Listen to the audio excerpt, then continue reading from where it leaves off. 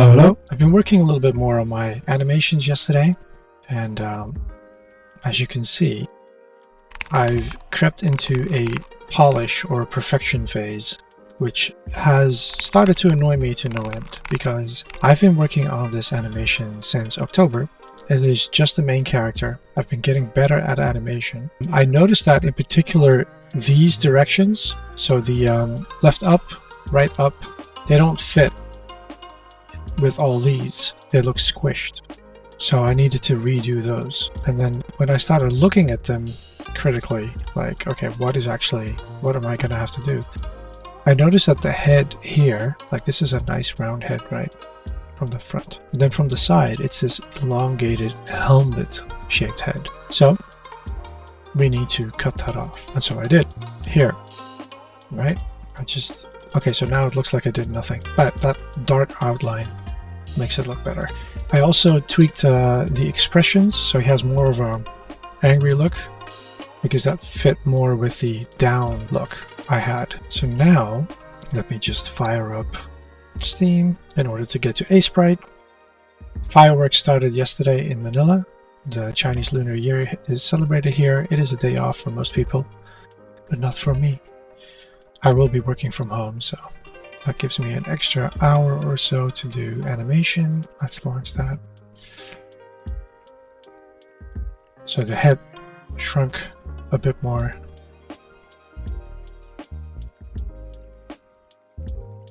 I also think the background here might not be helping this color,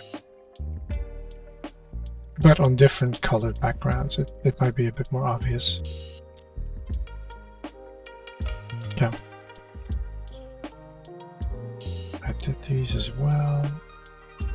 Did these as well. Let's stick to right for a second. So here there was actually quite a lot of, like at least 2 rows of pixels, right? These animation sequences were actually closer to like 20 frames. So I cut them down. This is now, I think, 12 or 14, 10. And one of the problems I created by deleting frames and editing was, of course, all sorts of stutters in areas like the arm swinging while running, right? That was a lot of work yesterday to fix. So now this arm is now actually swinging nicely, walking along with the leg, like it comes in afterwards, after the leg, because it follows the leg, right? Very nice. And then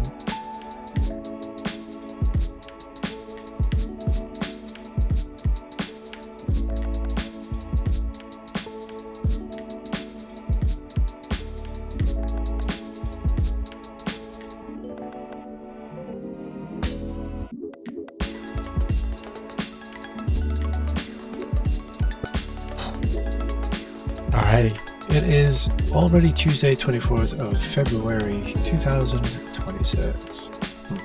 So I've run into a little problem. Let me see if I can just quickly show you in one quick clip. This is my little video game, right? And when I hit play, I noticed a little problem that I've been trying to... Oh, what is that? You see that?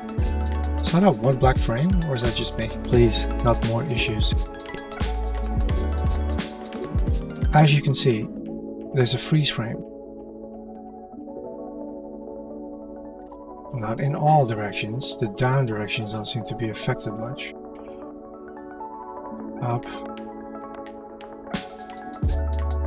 But there's very particular directions that are affected. So I started tweaking. I started tweaking directly in the flipbooks. There's a couple running animations, because you can walk and run, where I appear to fix this issue, but by speeding up the animation, you know, like a drop frame here and there, it was harder to notice. So I decided to go over all of my Aseprite and I started tweaking. and then I placed those back into the game. And this is my tweaked, edited set of animations, and still I have that freeze frame. So it took me a moment to just get my head wrapped around like what was it that is actually going wrong. So when you go in here, this is Paper CD, a plugin for us 2D game indie game devs, and this is here. This is running and running. See? Oh, freeze.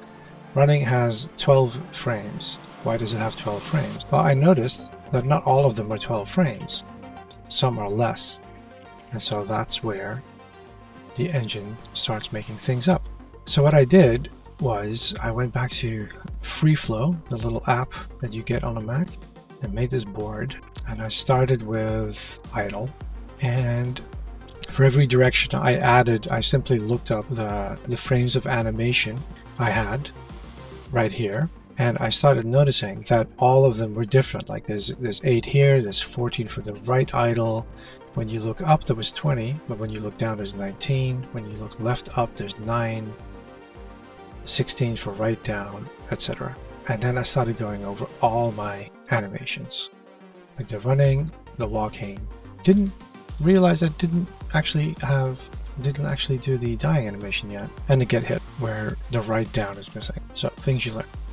Then I decided, okay, how am I going to tackle this? Because I'm very annoyed. I didn't want to reanimate a third set, but that's exactly what I did. And the first set of animations took me months getting into the hang of animating. The second edit took me about 2 weeks. And this third edit, where, as you can see here, I've learned to add color to the tags. Very simple. There's a button here. You can add the color there. This third set, I'm nearly complete in about 2-3 days. So for the run, let's use this run. So the left had 10 frames, so it was pretty simple. I simply took those frames and I duplicated them.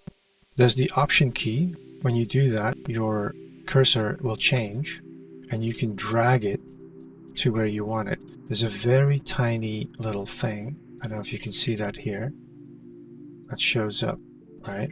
And I think I just tripled it. So let's undo that. But there's a very tiny, hard to see indicator that you can put down where you want it. And that also solved the issue of like frames moving around that I'd noticed before, which I thought was a bug in Aseprite. It's not.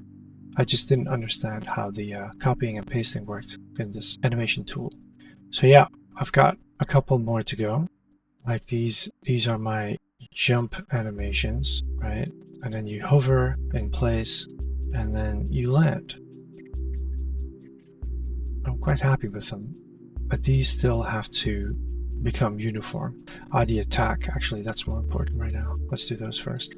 Once this is all done, I'm going to go through the same process, not of what Unreal Engine allows you to do, which is you drop in a JSON, you continue editing the animations, and then it'll magically update itself. I'm just going to go over the actual just export as a sprite sheet, get a new sprite sheet, Unreal Engine, got my characters here. So here's an animation set 1, and then I'm going to drop in some more, turn them into flipbooks with the right click. Lots of stuff to do. Let's get started.